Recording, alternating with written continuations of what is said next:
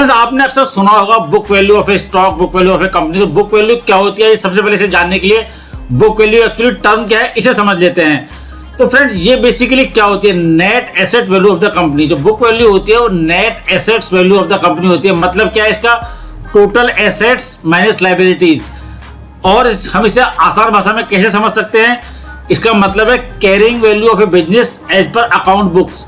Account books में जो carrying value है बिजनेस की, टोटल जो बिजनेस की वैल्यू है वो उसकी बुक वैल्यू होती है। मैं आगे आपको और भी सरल भाषा में से बताऊंगा। आइए देखते हैं।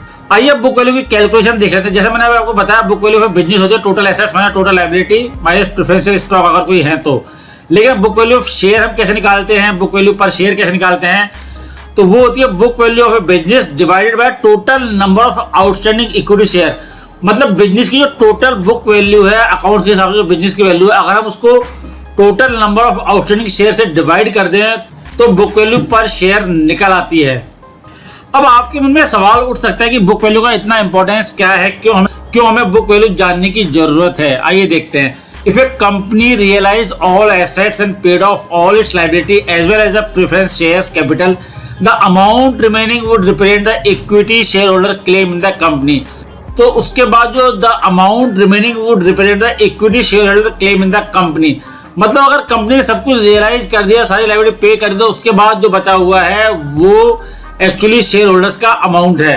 तो एक्चुअल में क्या हो गया, account value of A share हो गई। इससे हमें और क्या पता चल सकता है, इससे हमें पता चल सकता है कि कोई शेयर अंडर वैल्यूड है या ओवर वैल्यूड है। जैसे कि मैं आपको बता देता हूँ, मान लीजिए अकाउंट बुक के हिसाब से किसी बिजनेस की वैल्यू, किसी शेयर की वैल्यू 100 रुपये आ रही है और एक्चुअल में वो शेयर अभी 10 रुपये का चल रहा है।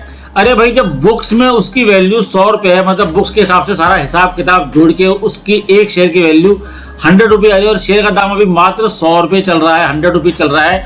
तो आप देख सकते हैं कितना अंडर वैल्यूड स्टॉक है, मतलब उसमें कितना अभी दम है। सेम ऐसे अगर अभी किसी स्टॉक का भाव 300 रुपये चल रहा है और उसकी बुक वैल्यू अभी 100 रुपीज है, तो आप अंदाजा लगा सकते हैं कि बुक वैल्यू से काफी ऊपर ट्रेड कर रहा है, मतलब ये ओवर वैल्यूड स्टॉक है।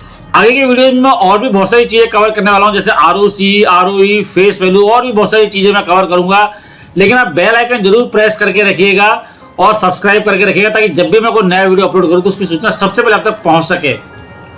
जय हिंद फ्रेंड।